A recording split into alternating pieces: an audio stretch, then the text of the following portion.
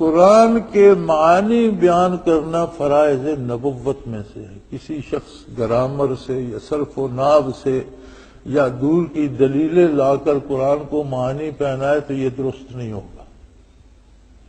جب قرآن نازل ہو رہا تھا تب بھی عرب کے بڑے بڑے شاعر، بڑے بڑے دانشور، بڑے بڑے فاضل، بڑے بڑے اہل علم بھی موجود تھے، اور عرب میں علم اس قدر تھا کہ انہوں نے اپنے علاوہ پوری دنیا کو عجم کہا ہے. عجم کا معنی ہوتا ہے جو بیان نہ کر سکے، یعنی گنگا. انہوں نے پوری دنیا کو کہا ہے کہ لوگوں کے پاس تو بات کرنے کی زبان ہی نہیں ہے. اللہ نے بولنے کا یارہ جو عربوں کو دیا تھا، بات سمجھنے کا، بات کرنے کا سلیقہ. جب بھی کوئی آیہ کریمہ نازل ہوئی، اور متعدد جگہ پہ ملتا ہے سیرت عالی میں کہ حضور اکرم صلی اللہ علیہ وسلم سوال فرماتے تھے کہ یہ آیہ کریمہ نازل ہوئی، جانتے ہو اس کا مطلب کیا ہے؟ تو یک زباں ہو کر صرف ایک بات عرض کی جاتی تھی، اللہ و رسولہ اعلم. اللہ بہتر جانتا ہے اور اللہ کا حبیب صلی اللہ علیہ وسلم، اللہ کا رسول جانتا ہے. لِتُبَيِّنَ لِلنَّاسِ مَا نُزِّلَ إِلَيْهِمْ، یہ آپ کا منصب جلیلہ ہے صلی اللہ علیہ وسلم کہ لوگوں کو جو نازل ہوا ہے وہ بھی بتائیں، اور اس کا ما نزل کیا نازل ہوا ہے، اس کا مفہوم کیا ہے وہ بھی سمجھائیں. چنانچہ حضور صلی اللہ علیہ وسلم نے بتایا، صحابہ کرام نے سمجھا، آپ صلی اللہ علیہ وسلم کے سامنے انہوں نے عمل کیا، حضور اکرم صلی اللہ علیہ وسلم نے ان کے عمل کی تصدیق فرمائی. اور یہاں خود رب جلیل تصدیق فرما رہا ہے، اسلمت وجہی للہ، میں نے اپنا رخ اللہ کی طرف، میں نے سر تسلیم خم کر دیا ذات باری کی طرف.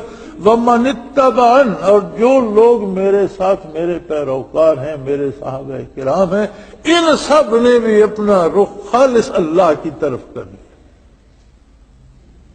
جہاں اللہ کے رسول کی گواہی موجود ہو اور اللہ کریم کی گواہی موجود ہو، پھر کسی تصدیق کی ضرورت باقی رہ جاتی ہے. ہم قرآن کو قرآن کیوں مانتے ہیں؟ کتنے گواہ ہیں قرآن کے قرآن ہونے پر؟ صرف ایک، محمد الرسول اللہ صلی اللہ علیہ وسلم. اللہ کے حبیب صلی اللہ علیہ وسلم نے، اصدق الصادقین صلی اللہ علیہ وسلم نے فرمایا یہ قرآن ہے، ہم مانتے ہیں یہ قرآن ہے. آپ کی حدیث جو آپ کے رخ مبارک سے لب انور سے صادر ہوئی وہ بھی وہی ہے، کیونکہ دین کے معاملے میں حضور بغیر اللہ کی رضا کے ارشاد، ما ینطق عن الهوى ان هو الا وحی یوحی، میرا حبیب جو ہے اس کا نطق حرکت میں ہی نہیں آتا جب تک اس پر وحی نہیں ہوتی، جب تک میں نہیں فرماتا کہ یہ بات کہہ دو.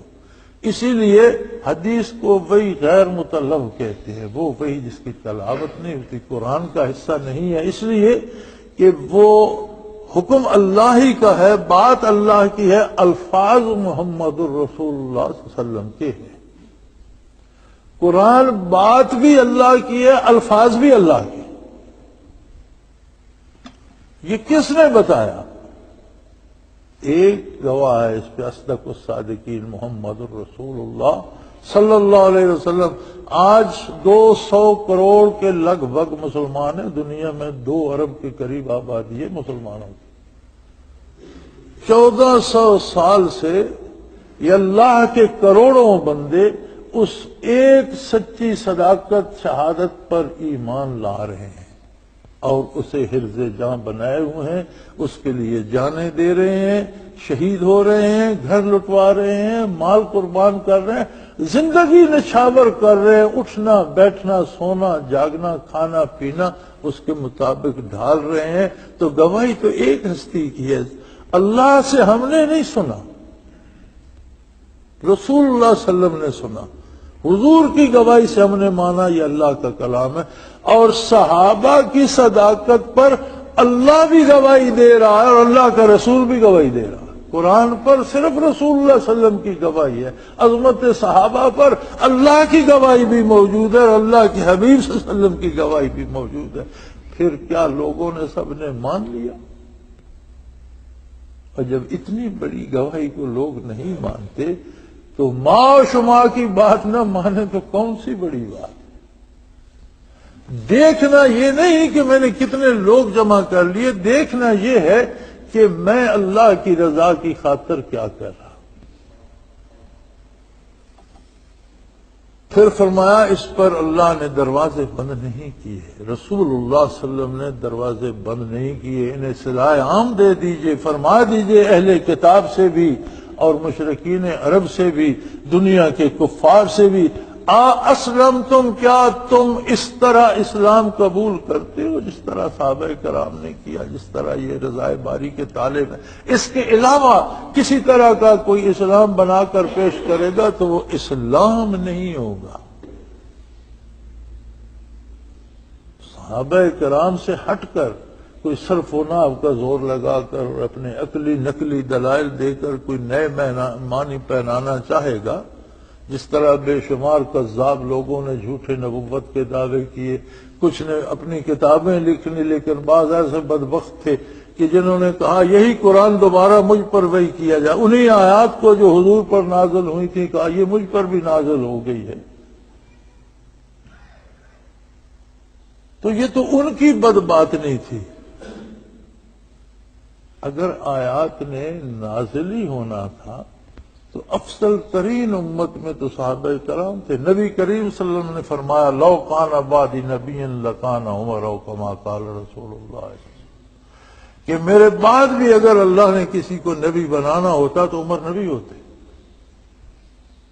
ابو بکر صدیق پہ کچھ نازل نہیں ہوا، فاروق اعظم پہ نازل نہیں ہوا، عثمان غنی پہ نازل نہیں ہوا، حضرت علی کرم اللہ وجہ الکریم کے خلفائے راشدین پہ نازل نہیں ہو. آج کا کوئی شخص اٹھ کے کہہ دیتا ہے مجھ پہ نازل ہو گئے، کیسی عجیب بات.